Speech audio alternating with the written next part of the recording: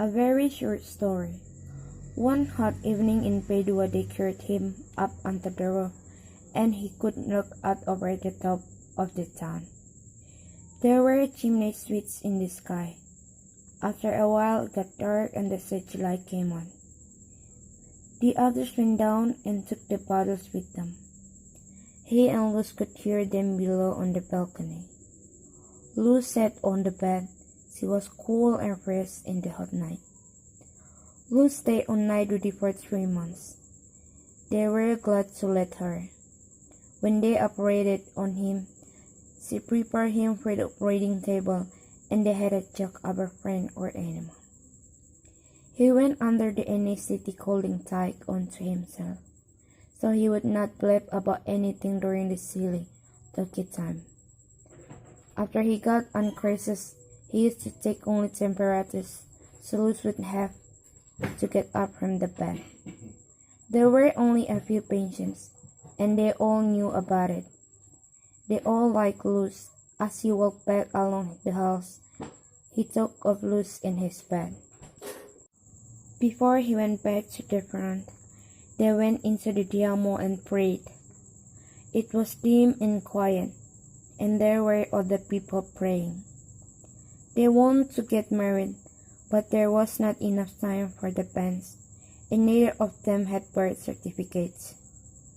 They felt as though they were married, but they want everyone to know about it, and to make it so they could not lose it.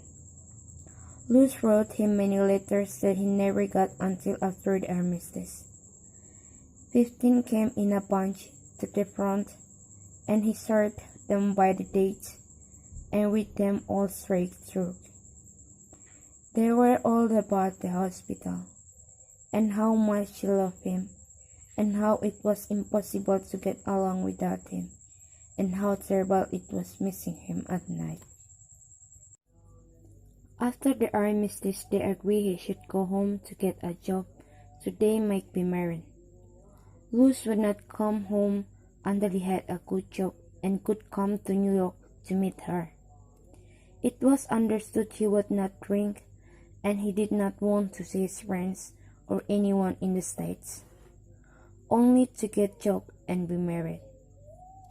On the train from Padua to Milan, they quarreled about her not being willing to come home at once. When they had to say goodbye in the station at Milan, they kissed goodbye but were not finished with the quarrel. He felt sick about saying goodbye like that. He went to America on a boat from Genoa. Luz went back to Pordenone to open a hospital. It was lonely and rainy there, and there was a battalion of RDT quartered in the town. Living in the muddy, rainy town in the winter, the major of the battalion made love to Luz, and she had never known Italians before, and finally wrote to the States that there had been only a boy and girl affair. She was sorry, and she knew he would probably not be able to understand, but might someday forgive her and be grateful to her, and she expected absolutely unexpectedly to be married in the spring. She loved him as always, but she realized now it was only a boy and girl love. She hoped he would have a great career and believed him absolutely. She knew it was for the best. The major did not marry her in the spring or any other time. Luz never got an answer to the letter to Chicago about it. A short time after, he contracted gonorrhea from a sales girl in a department store while reading in a taxicab through Lincoln Park.